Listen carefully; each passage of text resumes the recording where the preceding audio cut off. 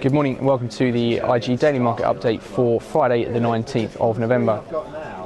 Morning trading, FTSE's down 50 points at 57.20 as we await the solution to the Irish debt problem.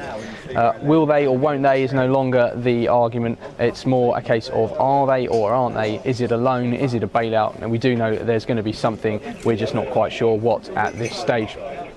Now, the Irish Finance Minister, Brian Lenihan, has come out yesterday and said it's clear we need some kind of financial assistance, and we're expecting something to be announced over the weekend or early next week as EU ministers meet in Dublin to finalise some kind of rescue package.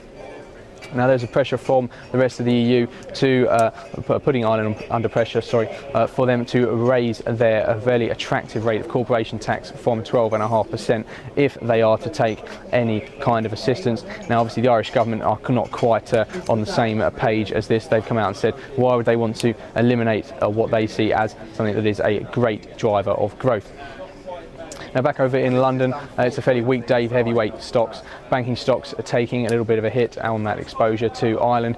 Mining stocks also down as well, not helped by further speculation about Chinese interest rate rises. This has been fueled this morning by an announcement by the Chinese that bank reserve requirements are going up to 50 basis points, and it caused a little bit of a sell-off around 10:30 this morning.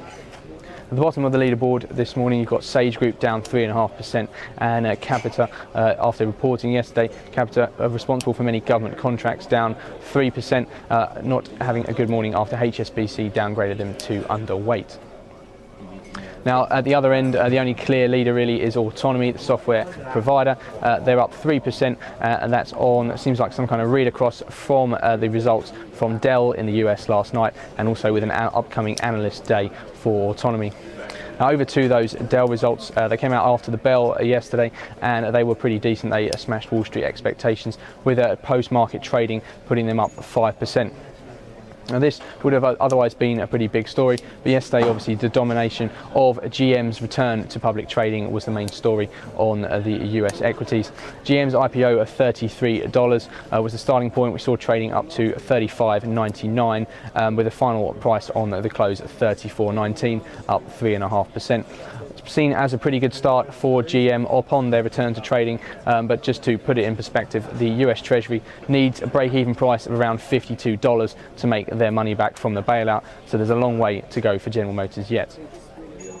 Today's US markets were not expecting any heavy data, any important data anyway, and they're holding up quite well in futures trading this morning, whilst there's a bit of a sell-off in Europe. The Dow's only down around 10 at 111.70, with the S&P flat at 11.97. Just bear in mind, keep an eye on euro dollar as we have kind of Ireland watch and China watch, if you like, as well. Euro dollar pretty volatile this morning. We saw a 40-point drop as soon as that Chinese announcement came out at 10:30 a.m. with it rallying straight back up 60 points within 10 minutes, settling around 137.30.